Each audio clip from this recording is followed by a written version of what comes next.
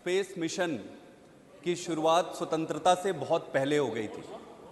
कलकत्ता में प्रोफेसर मित्रा थे, सीवी रमन साहब थे, और आते आते स्वतंत्रता के बाद फिर विक्रम साराभाई और होमी भाभा, इन लोगों ने एक ऐसी लीडरशिप, साइंटिफिक लीडरशिप की नींव रखी जो आने वाले समय में आज इसरो का जो आज स्वरूप देखने को मिल रहा है उसका एक प्रमुख कारण थे।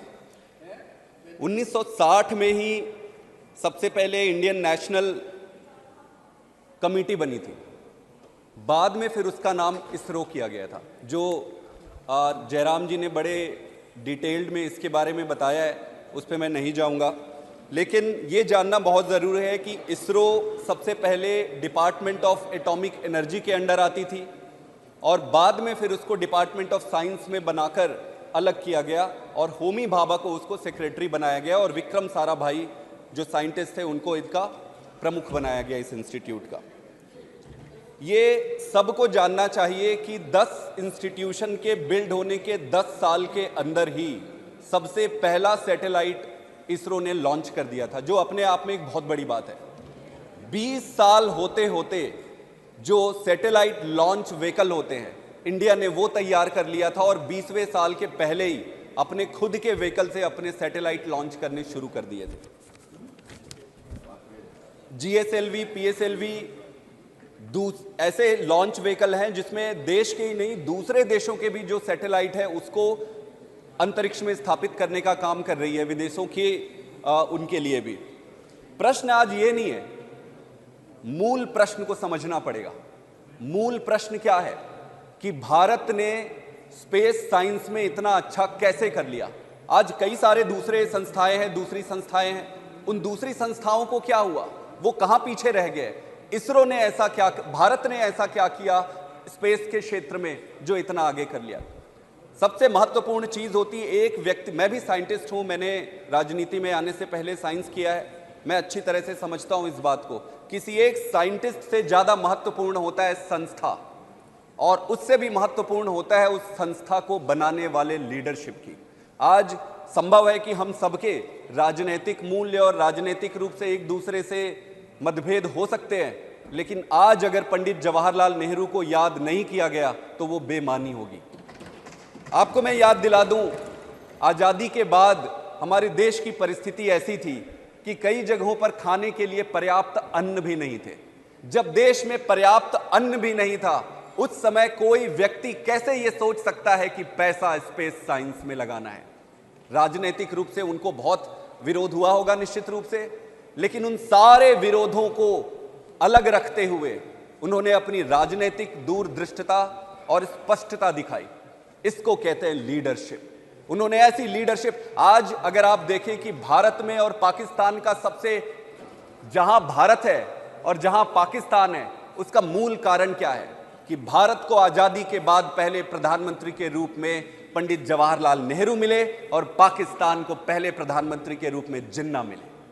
यही एक दो मूल कारण है कि पाकिस्तान आज कहां है और भारत आज कहां है। हमारे कई सारे मतभेद हो सकते हैं, जरूरी नहीं है कि हम हर चीज में सहमत हो, लेकिन साइंस और टेक्नोलॉजी में जो नेहरू जी ने जो काम किया उसको पूरे देश को, पूरा देश उसको मानती है और उनकी लीडरशिप को आगे बढ़ाने के लिए हम सबको अनवरत रहना होगा। आपको फिर विजन क्या था जब ये इसरो को बनाए? विजन ये नहीं था कि छाती पीट पीट के दूसरों को अपनी ताकत का एहसास कराना है। विजन ये नहीं था कि अपने आप में ताकत एकत्रित करना है। विजन ये था कि साइंस और टेक्नोलॉजी को जनमानस के हित में कैसे उपयोग किया जाएगा। यही एक उद्वेलित और अंडरलाइन रीजन था जिसके कारण नेहरू जी ने इस पर भरोसा दिखाया था। आज जितने भी आप देखते हैं, चाहे मौसम विभाग से संबंधित जानकारी हो, कम्युनिकेशन टेक्नोलॉजी और कई सारे क्षेत्रों में स्पेस टेक्नोलॉजी ने जो कंट्रीब्यूशन दिया है उसके कारण ही आज दूसरे साइंस के क्षेत्र में भी हम आगे बढ़ पाए हैं आज के।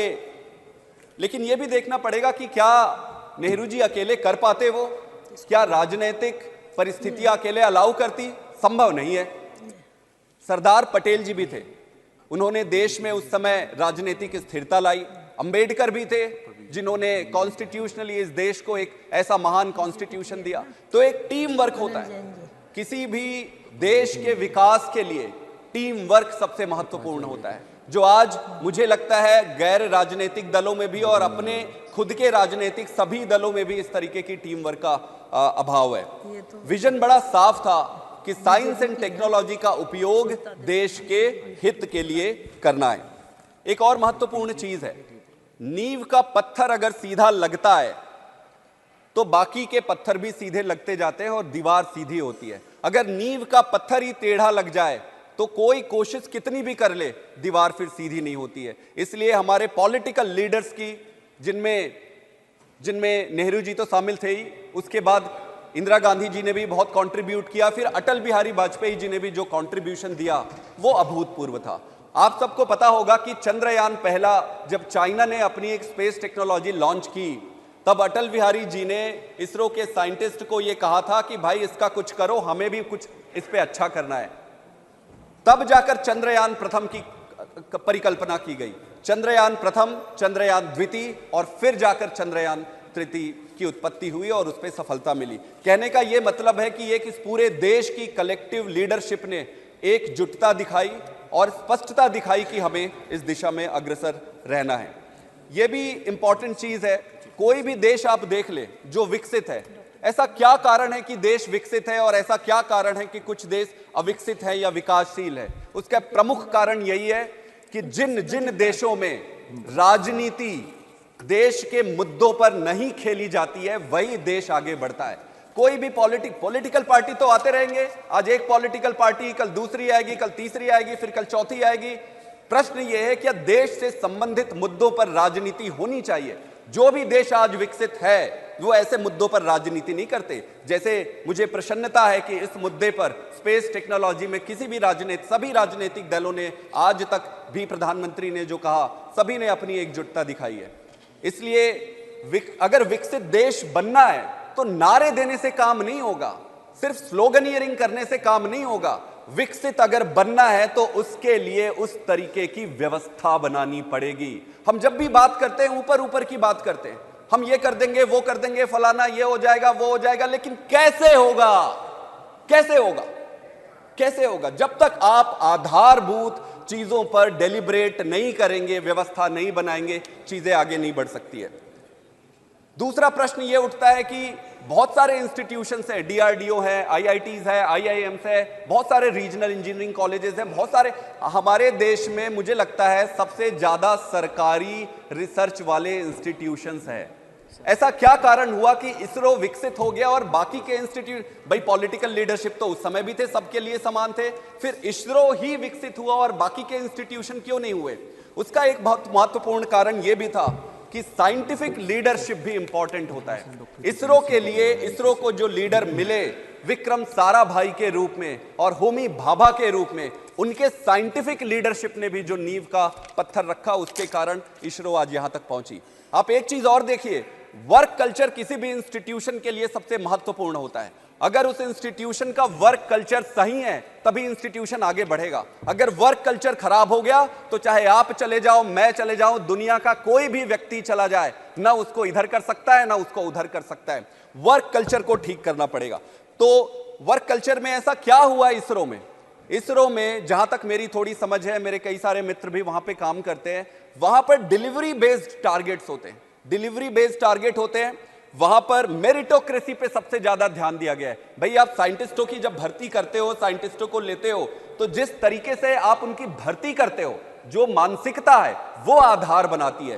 तो इसरो की जो वर्क कल्चर है वो बहुत सर्वोत्तम है हमारे देश में। अब प्रश्न ये उठता है, ये तो जान गए कि इसरो का ठीक है, लेकिन क्या उस वर्क कल्चर को दूसरी संस्थाओं में लाने का हमने प्रयास किया है? क्या हमने कभी ऐसी कमेटी बनाई है कि हम बाकी के दूसरी जो सरकारी संस्थाएं हैं वो क्यों फेल हो रही है? मैं फेल हो रही है नहीं कहना चाहूंगा, लेकिन अगर आप उम्मीद से कम परफॉर्म करते हो तो हमें उसको फेल मानना पड़ेगा। क्या आपने ये सोचा है कि हमारे देश में कितने सरकारी रिसर्च के इंस्टीट्यूशन है, उसको कितनी फंडिंग जाती है और फंडिंग के हिसाब से कितने साइंटिस्ट है, क्या आउटपुट है? बहुत सारे ऐसे इंस्टीट्यूशन है जहां पे आउटपुट बिल्कुल जीरो है, फिर भी वो चले जा रहा है। सरकारी, हमारे गांव में ये कहा जाता है कि सरकारी नौकरी बहुत अच्छी होती है। आप पूछोगे कि भाई सरकारी नौकरी में क्या है, तो वो कहते जी वहां काम करना नहीं पड़ता है। मैं गलत कह रहा हूं, हो सकता है मैं कई लोगों से आप मेरे से असहमत हो, लेकिन सरकारी संस्थाओं की यह परिस्थिति हो गई है कि उसको अब ऐसा जगह माना जाता है कि वहां पे काम करना नहीं पड़ेगा। अगर सारे इंस्टीट्यूशन के वर्क कल्चर को ठीक नहीं किया गया समय रहते, तो यह मानना कि भारत विकसित होगा वो एक दिवा स्वप्न होगी। और सिर्फ भाषण से, सिर्फ किसी के भी, मेरे से भी, मैं राजनीतिक दलगत में उतरकर इस इतने महत्वपूर्ण मुद्दे को विशिएट नहीं करना चाहता हूं। आप वर्क कल्चर को ठीक करना पड़ेगा और इसके लिए सबको मिलकर काम करना पड़ेगा। मैं आईआईटी में, कैम्ब्रिज, ऑक्सफोर्ड, एमआईटी में पढ़ने के बाद मैं आईआईटी में प्रोफेसर था, मैं भी साइंटिस्ट था। साइंटिफिक जो फंडिंग है वो धीरे धीरे कम होती जा रही है। मैं मान सकता हूं कई सारी परिस्थितियां होंगी अलग अलग, वही तो लीडरशिप का परिचायक होता है।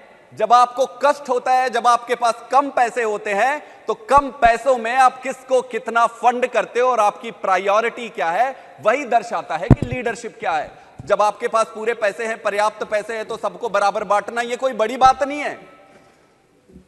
प्रश्न यही उठता है कि हम साइंटिफिक फंडिंग्स को धीरे धीरे धीरे धीरे क्यों काटते जा रहे हैं। हमें बैठना पड़ेगा, हमें सोचना पड़ेगा और इसको दलगत राजनीति से ऊपर उठाना पड़ेगा कि कोई भी सरकार आए, कोई भी पार्टी आए, इन सब पर राजनीति बिल्कुल नहीं होनी चाहिए। सबसे महत्वपूर्ण प्रश्न है कि हम बार बार ये कहते हैं कि ब्रेन ड्रेन हो रहा है, ब्रेन ड्रेन हो रहा है। मैं भी था विदेशों में 9.5 साल, 10 साल तक मैं बाहर था। मेरे मस्तिष्क में ये क्लियर था कि मुझे भारत में आना है और जो मर्जी हो जाए मैं अपने देश के लिए काम करूंगा। लेकिन मेरे से भी अच्छे अच्छे साइंटिस्ट हैं जो मेरे से भी ज्यादा अच्छा कर सकते हैं, वो विदेशों में रुके। उनमें से कई वापस आए, कई वापस आके चले गए। चेयरमैन सर वापस आके चले गए। मैं आपको एक उदाहरण देता हूं। जब आप विदेश से अच्छी पढ़ाई करके साइंटिस्ट बन के यहां आते हो, साइंटिस्ट बनने के बाद आप क्या चाहोगे? भाई उसे लेबोरेटरी चाहिए। बिना लेबोरेटरी के साइंटिस्ट वैसे ही होता है जैसे बिना पानी के मछली और बिना भाषण का नेता। साइंटिस्ट को आप 2-2, 3-3 साल बिना लेबोरेटरी के अगर आप छोड़ दिए, तो साइंटिस्ट 2 साल में उसके काम करने की चेष्टा, उसकी सारा साइंस सब धरा का धरा रह जाता है। फिर 2 साल के बाद वो एक सरकारी नौकर बन जाता है।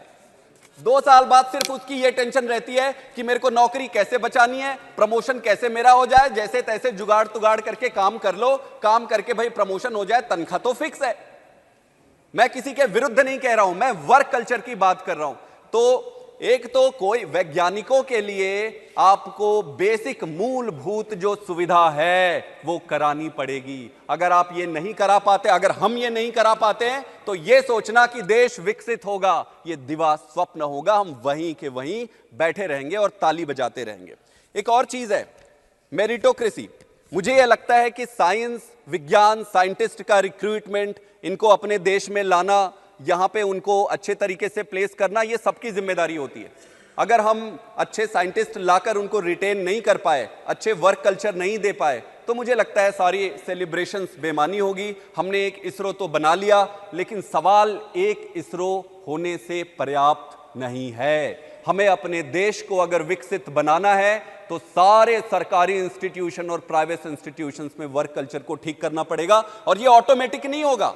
इसके लिए पॉलिटिकल, हर चीज में हमें लगता है कि यार इस पे पॉलिटिक्स मत लाओ, इस पे पॉलिटिक्स मत लाओ, लेकिन अगर पॉलिटिक्स नहीं लाओगे तो कुछ सुधरने वाला नहीं है। इसलिए पॉलिटिक्स लेकर आओ, लेकिन अच्छी पॉलिटिक्स लेकर आओ। अच्छी पॉलिटिक्स लेकर आना है, हम सबको लेकर आना है, अच्छे इंस्टीट्यूशन बनाना है। एक बार फिर मैं बधाई देता हूं इसरो के साइंटिस्ट को और देश के उन सभी साइंटिस्ट को जो कम सुविधा के बावजूद इतना प्रयास कर रहे हैं। और मैं उम्मीद करता हूं कि ऐसे चीजों पर दलगत राजनीति से ऊपर उठकर देश हित में ऐसे काम करें जो भारत को, भारत माता को विकसित और सर्वोच्च बनाए। बहुत बहुत धन्यवाद।